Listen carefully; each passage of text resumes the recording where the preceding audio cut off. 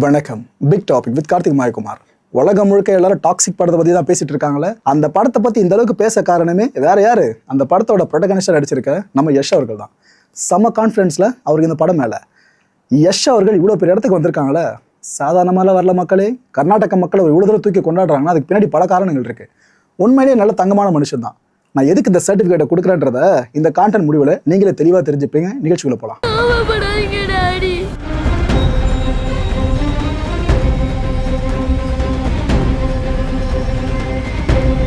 இந்த சிட்டியை நீ தான் ஆளணும். Do I look civilized to you? Arunkumar Pushpa இந்த தம்பதியோட மகன் தான் நவீன்குமார் என்கிற யஷ்வந்த். வேற யாரும் இல்லைங்க, நம்ம யஷ் அவர்கள். இவரோட உண்மையான பெயர்கள் தான் நவீன்குமார் அண்ட் யஷ்வந்த். இவரோட அப்பா இருக்கார்ல அருண்குமார் அவர்கள், இவர் ஒரு பஸ் டிரைவருங்க. இந்த BMTC இருக்குல்ல, நம்ம ஊர்ல அரசு போக்குவரத்து கழகம் இருக்கு, இதே மாதிரி இந்த மைசூர் பகுதியில் இயங்கிட்டு இருக்கிறதுங்க. இதுல பஸ் டிரைவர் தான் அருண்குமார் அவர்கள். ஒரு பஸ் டிரைவரோட பையன் தான் இப்ப எங்கேயோ நிக்கிறாப்புல. நம்ம யஷ் அவர்கள் பிறந்தது ஹாசன் பகுதியில், ஆனா அப்பாவுக்கு வேலை பார்த்தீங்கன்னா மைசூர்ல. சொந்தமா இந்த பகுதியில் ஒரு மளிகை கடை வச்சு இவங்க பொழப்பு நடத்திக்கிட்டு இருக்காங்க. ஒரு பக்கம் டிரைவர் வேலை, இன்னொரு பக்கம் மளிகை கடை. அந்த மளிகை கடையை நேரம் கிடைக்கிறப்பெல்லாம் பார்த்துக்கிறது யஷ் அவர்கள் தான். அதுவும் இந்த சரக்குலாம் வாங்கணும் பார்த்தீங்களா, மளிகை கடையில் ஃபுல்லாக ஸ்டாக்கு காலியாக காய்கறிகள் மற்ற பொருட்கள்லாம் வாங்கிட்டு வந்து வைக்கணும்ல, இந்த வேலையை பார்த்துக்கிட்டு இருந்ததும் இதே யஷ் தான். இந்த ஃபேமிலியிலையும் எல்லா ஃபேமிலியிலும் வர்ற மாதிரி நிதி சிக்கல் அடிக்கடி தலை காட்ட ஆரம்பிக்குது. சரி, பையன் சீக்கிரமாக படித்து முடிச்சுட்டு ஒரு வேலைக்கு போயிட்டாருன்னா நம்மளுக்கு கொஞ்சம் பாரம் குறைஞ்சிரோன்னு அருண்குமார் அவர்கள் வெயிட் பண்ணிகிட்டே இருந்துட்டு இருக்காருங்க. ஒரு பக்கம் டிரைவர் வேலையை பார்த்துக்கிட்டு இன்னொரு பக்கம் மளிகை கடையை ஓட்டிக்கிட்டு வெயிட் பண்ணிட்டு இருந்திருக்காரு. ஆனால் நம்மளோட ஆசைன்றது வேலைக்கு, இந்த கவர்மெண்ட் வேலைக்கு போகணும், அதில் எதுவுமே கிடையாது, சினிமாவில் போகணும் அப்படின்ற ஆசை தான். அந்த ஆசை எங்கே துளிர் விடுது அப்படின்னு பார்த்தீங்கன்னா, இவர் ஸ்கூலில் படிக்கும் போது நாடகங்கள் நடக்கும் பார்த்தீங்களா, அதில் ஃபுல்லாக லீட் ரோலை எடுத்து நடிக்கிற வாய்ப்பை இவரே வாங்கிக்கிட்டு பர்ஃபார்மும் நல்லா ஹெவியாகவே பண்ணியிருக்காப்புல சின்ன வயசில், ஸ்கூல் படிக்கும் போதே சொல்கிறேன். அண்ட் டான்ஸ்லேயும் அந்த வயசுலேயே கிட்டத்தட்ட மாஸ்டர் மாதிரி திகழ்ந்திருக்காப்புல. இவர் இந்த ஸ்டேஜில் பர்ஃபார்ம் பண்ணுறப்ப கிடைக்கிற அப்ளாஸும் விசில் சத்தமும் இருக்குல்ல, இது அவருக்கு ஒரு போதையை கொடுத்துட்டு இருக்கான். என்ன இவ்வளோ பாராட்டுறாங்கன்னு ஒவ்வொரு ஸ்டேஜ்லேயும் அவ்வளோ சந்தோஷப்பட்டிருக்காராம். இந்த போதை அவருக்கு அதிகமாக அதிகமாக அதிகமாக நாம் இன்னும் இதில் அதிகமாக இன்னும் பண்ணணும்னு எல்லா ஈவெண்ட்லையும் கேட்டு வாங்கியிருக்காரா ஒவ்வொரு சான்சஸையும். இவரோட ஸ்கூல் டீச்சர்ஸ் இருப்பாங்களே, அவங்களே இவர் பேர் சொல்லி கூப்பிட மாட்டாங்களாம், ஹே ஹீரோ இப்படி தான் கூப்பிடுவாங்களாம். ஸ்கூல் டீச்சர்ஸே இப்படி தான் கூப்பிடுவாங்களாம். ஒரு பக்கம் அப்ளாஸு விசில் சவுண்டு ஃபுல்லாக ஒரு போதை, இன்னொரு பக்கம் டீச்சர்ஸே ஹீரோன்ற அளவுக்கு இவர் அடையாளப்படுத்த ஆரம்பிச்சிட்டாங்க. இதுக்கப்புறம் தான் என்ன பண்ணுறாப்புல, தன்னை ஹீரோவாகவே நினச்சி வாழ ஆரம்பிச்சிட்டாரு. அந்த வயசில் இப்போ ஏற்பட்ட ஒரு தாக்கம் மனசுக்குள்ள, இப்போ ஏற்பட்ட ட்ரீம் லைஃப்பை தான் இப்போ வரைக்கும் வாழ்ந்துக்கிட்டு இருக்கிறதா கூட யஷ் அவர்கள் சொல்லியிருக்காங்க. அப்போ கனவு காண ஆரம்பித்தது இப்போ வரைக்கும் அவர் சினிமாவில் இவ்வளோ பெருசாக வந்திருக்காருல, இதுவே ஒரு கனவு மாதிரி தான் இருக்குன்னு சொல்கிறாரு. ஒரு வழியாக 10th முடிச்சிட்டாரு. முடிச்சதுமே அப்பா கிட்ட போயிட்டு தன்னோட ஆசையை சொல்கிறாரு. அப்பா, எனக்கு மேலெலாம் படிக்கணும்னு ஆசை இல்லை பெருசாக, நான் சினிமாவில் போய்ட்டு நடிக்க விரும்புகிறேன், நீங்கள் உதவி பண்ணிங்கன்னா நல்லாயிருக்கும்ப்பா அப்படின்னு சொல்லி கேட்குறாரு. அப்பாவுக்கு செம ஷாக்கு. என்ன நவீன் இது போல் சொல்கிற, நீ நல்லா படித்து ஒரு டிகிரி வாங்கு, அதுக்கப்புறம் கவர்மெண்ட் வேலைக்கு போ, ஒரு கவர்மெண்ட் ஆஃபீஸராக வா, நான் உன்னை அப்படி பார்க்கணுன்றத என்னோட பெரிய ஆசையாக இருக்குது. சினிமா கினிமாலாம் நம்மளுக்கு வேண்டாம்ப்பா, வாய்ப்பு கிடைக்காது, அதுவும் பெரிய பெரிய ஆட்கள் இருக்கிற ஒரு பெரிய ஒரு உலகம் அது சினிமா உலகன்றது, நாமெல்லாம் சாதாரண ஆளுங்க உள்ளே போய்ட்டு பெருசாக வர முடியாதுன்னு அவரு நவீன் கிட்ட சொல்லியிருக்காரு. ஆனால் நவீன் தான் தன்னை ஹீரோவாக நினச்சி வாழ்ந்துக்கிட்டு இருக்காரு, தெளிவாக இருந்திருக்காரு. இல்லைப்பா, நீங்கள் என்ன சொன்னால் நான் கேட்குறேன், ஆனால் அதுக்கு முன்னாடி நான் ஒரு ட்ரை பண்ணிட்டு வந்துடுறேன் அப்படின்னு சொல்லியிருக்காரு. அப்படியே நாட்கள் கொஞ்சம் கொஞ்சமாக நகருது. இவங்களும் பையன் ஆசைக்கு ஏற்ற மாதிரி கொஞ்சம் இறங்கி வர ஆரம்பிச்சிட்டாங்க. அப்போ இவரோட பேரண்ட்ஸ் என்ன தரமா நிபந்தனை முன் வச்சாங்க, சரி தம்பி நீங்கள் போங்க, நீங்கள் விரும்புகிற மாதிரியே போய் ட்ரை பண்ணுங்கள் சினிமாவில், ஒருவேளை அந்த வாய்ப்பு உங்களுக்கு கை கூடலை அப்படின்னா திரும்பி நம்ம வீட்டுக்கே வந்துடுங்க, அதுக்கப்புறம் சினிமாவை பற்றி நினைக்கவே கூடாது, தொடர்ந்து படிக்கணும், கவர்மெண்ட் ஆஃபீஸராக வரணும் அப்படின்னு பேரண்ட்ஸ் சொல்லிட்டாங்க. இவரும் அந்த ஒரு கண்டிஷனுக்கு ஒத்துக்கிட்டு 16 வயசில் பாக்கெட்டில் வெறும் 300 ரூபாய் வச்சுக்கிட்டு பெங்களூருக்கு வராரு. இங்கே எப்படி இந்த கிராமப்புறத்தில் இருக்கவங்களாம், நம்ம தமிழகத்தில் கிராமப்புறங்களில் இருக்கவங்களாம் சினிமா ஆசை காரணமாக சென்னைக்கு வருவாங்க, இதே மாதிரி அவர் கர்நாடகாவில் பெங்களூர் பகுதிக்கு போகிறாரு. போனவர் சுற்றி முற்றி பார்க்குறாரு, சினிமா வாய்ப்பு யாருன்னா கொடுப்பாங்கன்னு சொல்லிட்டு நிறைய கதவுகளை தட்டுறாரு, வாய்ப்பே இல்லை. யோசிச்சு பாருங்க, யாருன்னே தெரியாத ஒரு பையன் திடீர்னு வாய்ப்பு கேட்டால் யார் கொடுப்பா? எல்லாருமே நிராகரிச்சுட்டே இருந்துட்டு இருக்காங்க. இந்த பயணத்தின் காரணமாக அவர் பாக்கெட்டில் அந்த 300 ரூபாவும் காலி ஆயிடுச்சு. இதுக்கப்புறம் பஸ் ஸ்டாண்டில் நின்று யோசிக்க ஆரம்பிச்சிருக்காராம், நாம் வீட்டுக்கே போயிடலாம், அப்பா பேச்சை மீறி வந்துட்டோம், ஏன்னா இங்கே நாம் நினைக்கிற மாதிரிலாம் சினிமா இல்லை, நாம் வந்தது ஏதோ பெரிய வாய்ப்பு கிடச்சிரும், ஹீரோ வாய்ப்பு கிடச்சிரும் நினச்சி வந்தோம், ஆனால் இது அப்படி இல்லைன்னு சொல்லிட்டு ரியாலிட்டியை அப்போ தான் அவர் புரிஞ்சுக்கிறாரு. ஆனால் இப்போ இன்னொரு விஷயமா மைண்டில் வந்து எட்டி பார்க்குது, ஒருவேளை நம்ம திரும்ப வீட்டுக்கு போயிட்டா அப்புறம் நம்மளை வீட்டில் இருந்து அனுப்பவே மாட்டாங்களே, அப்பா ஏற்கனவே சொல்லிட்டாரு, இன்கேஸ் இங்கே சான்ஸ் ஓகே ஆகலைன்னா நீ வீட்டுக்கு வந்து தொடர்ந்து படிக்கணும், சினிமா பற்றி நினைக்க கூடாதுன்னு, என்ன பண்ணுறது தெரியலன்னு சொல்லிட்டு அங்கேயே யோசிச்சபடி நின்றுக்கிட்டு இருந்திருக்காரு. அந்த டைமில் தான் யாரோ ஒரு புண்ணியவா ஒரு நபரை அனுப்பிச்சி விட்டுருக்காரு. அந்த நபர் மூலமாக இவருக்கு நாடக குழு ஒன்றுத்தில் சேர்ற வாய்ப்பு ஒன்று கிடைக்குது. அந்த நாடக குழுவில் நடிக்கிற வாய்ப்புன்னு நினச்சிக்காதீங்க, அந்த குழுவில் இருப்பாங்களே அவங்களுக்கு வேலை செய்கிற வாய்ப்பு. அது ஆக்சுவலாக அந்த டைமில் ஒரு புகழ்பெற்ற நாடக குழுங்க. அதில் பேக் ஸ்டேஜ் ஒர்க்கை தான் இவர் பார்க்க ஆரம்பித்தார். ஏன்னா எதுவுமே தெரியாது அந்த பையனுக்கு. அந்த டைமில் இந்த தியேட்டர் அப்படின்றது இந்த பையனுக்கு புதுசு தான். ஸோ சரி ஓகே, நம்மளுக்கு காசு இதை கொடுக்குறேன்றாங்க, பேக் ஸ்டேஜ் ஒர்க்குன்றாங்க, பண்ணலான்னு சொல்லி போகிறாப்புல. என்ன வேலை கொடுத்துருக்காங்க, அங்கே இருக்கிற எல்லாமே ரிஹர்சல் எல்லாம் பண்ணுவாங்களே அந்த டைம்லையாக இருக்கட்டும், ஏன்னா கெஸ்ட்டு வந்துட்டு போகிறவங்களா இருக்கட்டும், அவங்களுக்கு டீயை கொண்டு போய் கொடுக்கணும். இந்த வேலை தான் அவருக்கு முதல்ல கொடுத்துருக்காங்க. ஒரு நாளைக்கு 50 ரூபாய் சம்பளம். ஓகேவா, அந்த டைமில் இது கொஞ்சம் பெரிய அமௌண்ட்டாகவே யஷ் அவர்கள் பார்த்துருக்காங்க. எப்படியும் 50 ரூபாய் சம்பளம் வாங்கின யஷ் தான் இப்போ கன்னட சினிமா இண்டஸ்ட்ரியிலே அதிகமாக சம்பாதிச்ச படத்தில் நடித்த ஹீரோன்ற பேரை எட்டிக்கிட்டு நிற்கிறாப்புல. இந்த நாடக குழுவில் இயக்குனராக இருந்த ஒருத்தர்கிட்ட கொஞ்சம் பேச்சு கொடுக்க வாய்ப்பு கிடைக்குதுங்க யஷுக்கு. டீ கொடுக்குற கேப்பில் பேச்சும் கொடுக்குறாப்புல. அப்போ அந்த டேரக்டர் இந்த பையனை பிடிச்சிட்டு இருக்கு. சரி தம்பி, நீ இதெல்லாம் கேரக்டர் பண்ணுறியா நாடகத்தில் அப்படின்னு சொல்லி கேட்கவே இவருக்கு கசகவா செய்யும், பண்ணுறேன் சார் அப்படின்னு சொல்லிடுறாரு தைரியமாக. ஒரு டீ கொடுக்குற பையனாக இருந்த யஷுக்கு மேடையில் ஏற ஒரு வாய்ப்பு கிடைச்சிதா. இதுக்கப்புறமா அவருக்கான 50 ரூபாய் சம்பளம் இருக்குல்ல, அது கொஞ்சமாக ஏற ஆரம்பிச்சிது. இதனால் இவர் என்ன பண்ணுறாரு, சரி நம்ம இதுக்கப்புறம் எதுக்காக தனியாக இருக்கணும், நம்ம குடும்பத்தையும் இங்கேயே அழைச்சிட்டு வந்து வச்சுட்டா நிம்மதியாக பேரண்ட்ஸ் கூட இருக்கலாம்னு சொல்லிட்டு குடும்பத்தையும் அவர் பெங்களூருக்கு அழைச்சிட்டு வந்துடுறாரு. அதுக்கப்புறம் பண தேவை அதிகரிக்குது. ஏன்னா இதுக்கு முன்னாடி ஒருத்தர் தான், ஆனால் இப்போ குடும்பமும் சேர்ந்துருக்கு. இதுக்காக என்ன பண்ணலான்னு சொல்லி யோசிச்சுட்டு இருந்தப்போ தான் நம்ம டிவி சேனல்ஸில் வாய்ப்பு தேடலாம். அங்கே வாய்ப்பு கிடச்சிதுன்னா ஓரளவுக்கு நம்மளுக்கு கொஞ்சம் ஃபண்ட் இன்ஃப்ளோ அதிகமாக இருக்கும், ஃபேமிலியை பார்த்துக்க முடியும் அவர் நம்புறாப்புல. இந்த டிவி சேனல்ஸ் ஒன்னொன்னுத்தியாக ஏறி இறங்குற வேலையவும் அவர் ஆரம்பிச்சிட்டாரு. ஆனால் என்ன இருக்குது, இவர் டிவி சீரியலில் கமிட் ஆகுறாருங்க. அந்த டைமில் அவர் நினச்சது இது சினிமா மாதிரி டான்ஸு ஃபைட்லாம் இருக்கும்னு நினச்சிட்டு போயிருக்காப்புல. ஏன்னா ஸ்கூலில் அந்த நினப்பில் தான் இருந்தார், ஹீரோனை இதெல்லாம் பண்ணுவாங்கன்னு சொல்லிட்டு. ஆனால் சீரியலில் என்ன இருக்கு போகிறது, இதெல்லாம் பாட்டோ இல்லை ஃபைட்டோ இல்லை, அது பாட்டுன்னு போயிட்டுருக்கு ஒரே ஃப்ளாட்டாக. சரின்ட்டு பாதி மனசோடவே எல்லாத்துலையும் நடிக்கவும் ஆரம்பிக்கிறாரு. ஆனால் கொஞ்ச நாளையே செம ஃபேம் ஆகிட்டாருங்க. சின்னத்திரை சூப்பர் ஸ்டார்னு சொல்கிற அளவுக்கு நல்லா வளர்ந்து வந்துட்டாப்புல.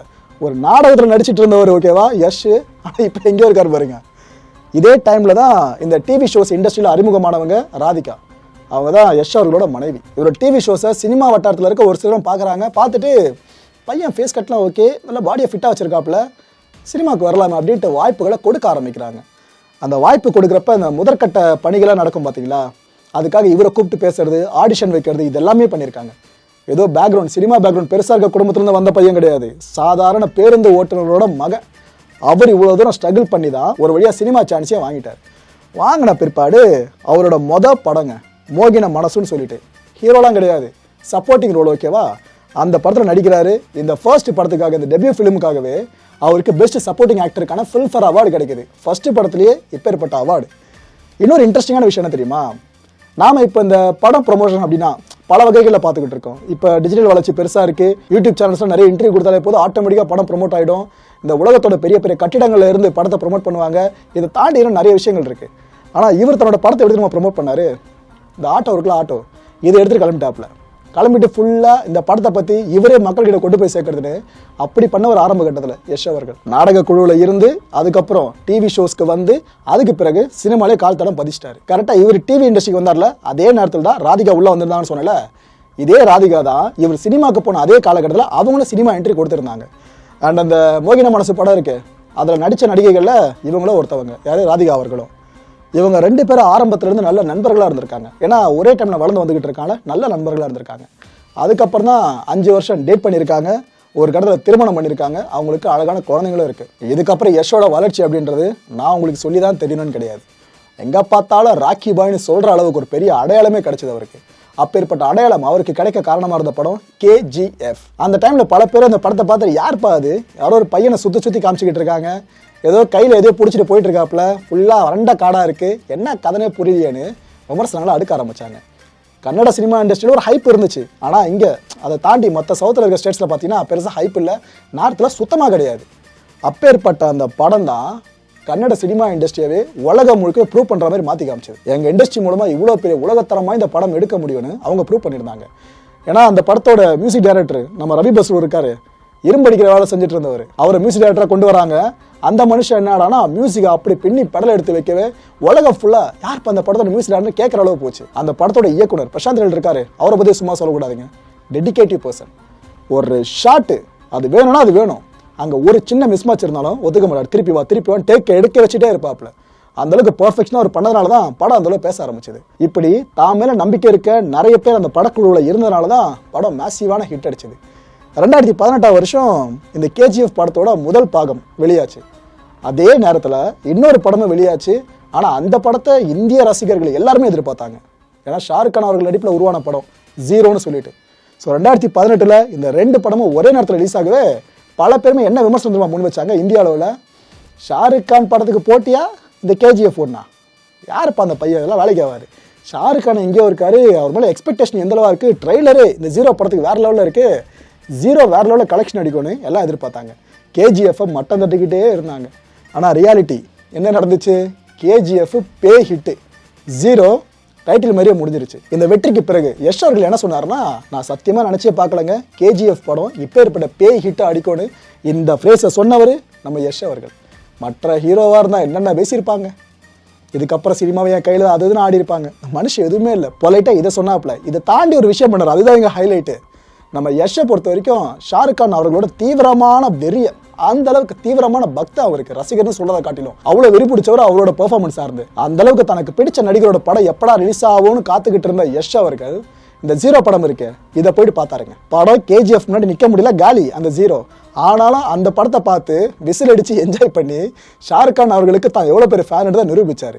எவ்வளோ ஸ்வீட்டஸ்ட் ரிவெஞ்சாக இருக்குல்ல இது. இந்த பெரும்பாலான நபர்கள் என்ன பண்ணுவாங்க, சம்பாதிக்கிற காசை தானே வச்சுக்கிட்டு இருப்பாங்க. அது சாவரப்ப நெத்தி போட்டில் இருக்க ₹1 கூட கையில் வராதுன்னு தெரிஞ்சிருந்தாலும் அப்படியே வச்சுக்கிட்டு இருப்பாங்க, யாருக்கும் கொடுத்து உதவவும் மாட்டாங்க. அதுக்கப்புறம் அவர் போன பிற்பாடு அவங்களோட குடும்பம் எடுத்து அனுபவிக்காது. இது போல் பண்ணுறவங்க எண்ணிக்கை இன்னும் அதிகமாக தான் இருந்துகிட்டு இருக்கு, மாற்று கருத்து இல்லை. ஆனால் அது மாறணுன்றதான் பெரிய எதிர்பார்ப்பாக இருக்குது. இதில் விதிவிலக்காக பார்த்தீங்கன்னா நம்ம யஷை சொல்லாங்க. சமூக நல தொண்டுகள் இருக்குல்ல, இதுலேயும் தன்னோட கான்ட்ரிபியூஷனை அந்த மனுஷன் தொடர்ந்து செலுத்திக்கிட்டு இருக்காரு. உதாரணத்துக்கு சொல்றதா இருந்தால், யஷ் அவர்களும் அவரோட மனைவி ராதிகா இருக்காங்களா, இவங்க 2 பேரும் இணைஞ்சு யஷ் மார்க் ஃபவுண்டேஷன் அப்படின்ற ஒரு அறக்கட்டளையை ஆரம்பித்தாங்க. இந்த அறக்கட்டளையோட முக்கியமான நோக்கம் என்னென்னு பார்த்தீங்கன்னா, நிறைய நோக்கங்கள் இருக்குது. அதில் முக்கியமான நோக்கம் பார்த்தீங்கன்னா, இந்த லோக்கல் பீப்புள் ஃபேஸ் பண்ணுற தண்ணீர் பஞ்ச பிரச்சனை இருக்குல்ல, இதை முடிஞ்ச அளவுக்கு நம்ம தீர்த்து வைப்போம் அப்படின்றதான் பிரைமரியான மோட்டோவாக வச்சுருந்தாங்க. அதை அவங்க வெறும் வரிகளில் மட்டும் வச்சிடலங்க, செயல்முறைப்படுத்துகிறாங்க. அதான் ஹைலைட்டு. இந்த கொப்பல்னு சொல்லிட்டு ஒரு மாவட்டம் இருக்குது கர்நாடகாவில். அங்கே இருக்கிற தண்ணீர் பஞ்ச பிரச்சனையை தீர்க்கணும்னு சொல்லிட்டு அந்த பகுதியில் இருக்கிற ஏரிகளை தூர்வார ₹4 கோடி கொடுத்து உதவுனது நம்ம யஷ் அவர்கள் தான். இந்த அறக்கட்டளை மூலமாக அந்த பணம் போச்சு. இந்த ஒரு உதவி மட்டும் தான் நினைக்காதீங்க, நான் சொல்றது எக்ஸாம்பிளாக சொல்கிறேன். இது மாதிரி நிறைய உதவிகளை சமூக நல தொண்டுகள் சார்ந்தோம் இந்த மனுஷன் சம்பாதிக்கிற காசை வச்சு பண்ணிக்கிட்டு இருக்காருங்க. இவர் தான் மனுஷன்.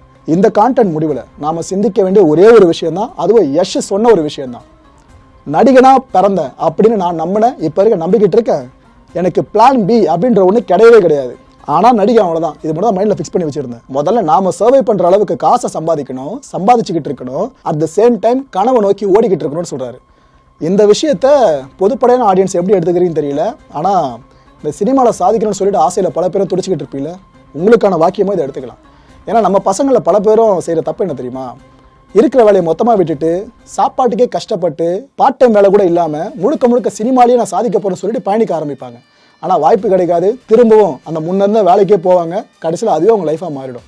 இந்த ஆசை கடைசி வரைக்கும் நிராசையாக உங்களுக்கு இருந்துக்கிட்டு இருக்கும். அந்த தப்பை பண்ணாதீங்க. இந்த மனுஷனை என்ன சொல்லியிருக்காப்புல, நாம் சர்வே பண்ணுற அளவுக்கு காசு ஒரு பக்கம் வந்துகிட்டே இருக்கணும், அதுக்கேற்ற வேலையை செஞ்சுட்டே இருக்கணும், இன்னொரு பக்கம் கனவு நோக்கி ஓடிட்டுருங்க, கண்டிப்பாக கை கூடன்னு சொல்கிறாரு. இதை உங்கள் மனசில் நிறுத்திங்கன்னு சொல்கிற அவ்வளோதான். அடுத்த நிகழ்ச்சியை சந்திக்கலாம். நன்றி, வணக்கம். எல்லா வீடியோஸ்க்கான நோட்டிஃபிகேஷன் உங்களுக்கு வரணும்னாக்கா சேனலை சப்ஸ்கிரைப் பண்ணிட்டு கீழே ஒரு பெல் ஐக்கான் இருக்கும், ஆல் நோட்டிஃபிகேஷன், அதை கிளிக் பண்ணிடுங்க. அதை கிளிக் பண்ணால் மட்டும்தான் நான் போடுற வீடியோஸ் ஒன்று நீங்க பார்க்க முடியும்.